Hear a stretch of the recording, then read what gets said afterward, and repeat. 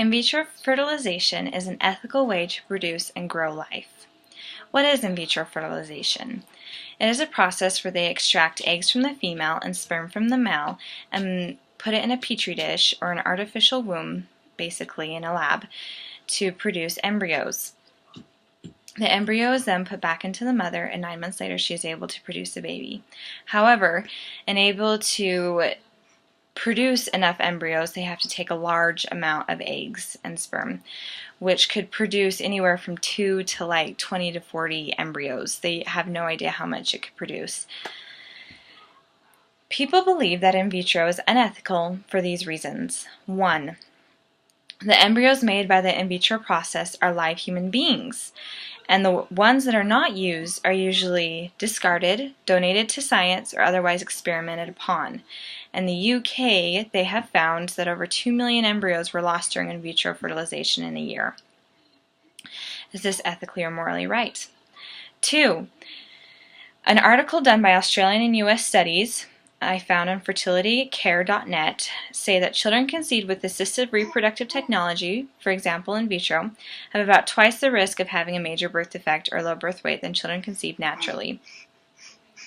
I want to address each one of these objections. The first one, the embryos made by the in vitro process are live human beings, and the ones that are extra are discarded, donated to science, or experimented upon.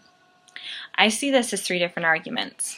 A, the process must be unsuccessful because so many are lost. B, the sheer volume of unborn deaths. And C, the extras are used inappropriately. I want to combine A and B together to address first. A, I want to first start out by a statistic found by the Society of Assisted Reproductive Technologies. The approximate chance of giving birth to a live baby after in vitro is 43% for women under the age of 35, 36% for women aged 35 to 37, and 18% for women aged 41 and over. You may look at that and think that's a very low statistic, that, oh my goodness, like that's nothing. However, women that are in the in vitro process are very heavily monitored between pre-pregnancy and after pregnancy. So they basically know 1 or 2 weeks after the embryo is transplanted whether or not they are pregnant. In a natural pregnancy, a mother does not know if she is pregnant from week 1 to week 8 until she finds her first missed period. Then she knows she is pregnant. In my infant development class, we have learned that over 80% of all embryos or fertilized eggs are actually sloughed before the 8-week period. That's a lot. With those statistics, it shows that in vitro is actually higher to produce an embryo in a child more than a natural pregnancy is. That's incredible.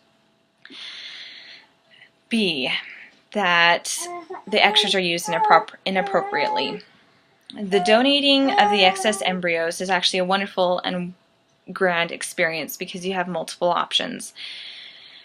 I have read several couples who they have had 20 embryos and they can't have 20 children. So out of a lot of prayer and introspection, they have donated some to science because they believe that to give a life and able to spare a life. Embryos are used for treating conditions such as Alzheimer's, Parkinson's disease, spinal cord injuries, and others that involve the death of brain cells and other nerve endings. The second way that you can use your excess embryos is donating to another infertile couple. There are a lot of infertile couples out there that cannot produce eggs or cannot produce sperm or other infertile issues that they cannot use in vitro. So by donating those embryos, it's like the adoption process, only at a 2-week period. So they can adopt a child from a 2-week embryo on to throughout the rest of their life. It's an incredible, wonderful experience. The third one is postponing the decision or freezing the eggs. So for instance, you can freeze the eggs for up to 5 years, and every year the chances of that embryo surviving decreases. However, after 2 years you can use that. You can go ahead and unfreeze the embryos and implant them and see if you can get pregnant again. So there are many options in which you can use the excess embryos. The second argument, children conceived with assistive reproductive technology, for example in vitro, have about twice the risk of having major birth defects. That may be true. However, there are many success stories, like my aunts, who both have had to use in vitro. One aunt, they couldn't get pregnant for 10 years, and it was heartbreaking. However, through in vitro, through a lot of excruciating pains and shots every day, they were able to get 4 embryos that worked. They froze 2 and implanted 2. Now, one of them dissolved or sloughed, but the other one took, and 9 months later they were able to give birth to a healthy, beautiful baby boy.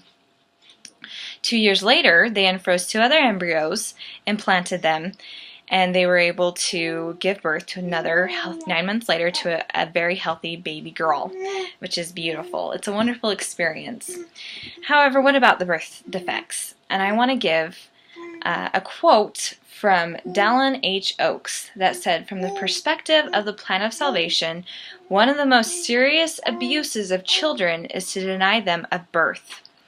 There is a tragic irony in the multitude of children eliminated or injured before birth, while throngs of infertile couples long for and seek babies to adopt." This was from Protect the Children in the October 2012 General Conference. This is a beautiful example of how in vitro is really there to help couples end the earth, to multiply and replenish the earth.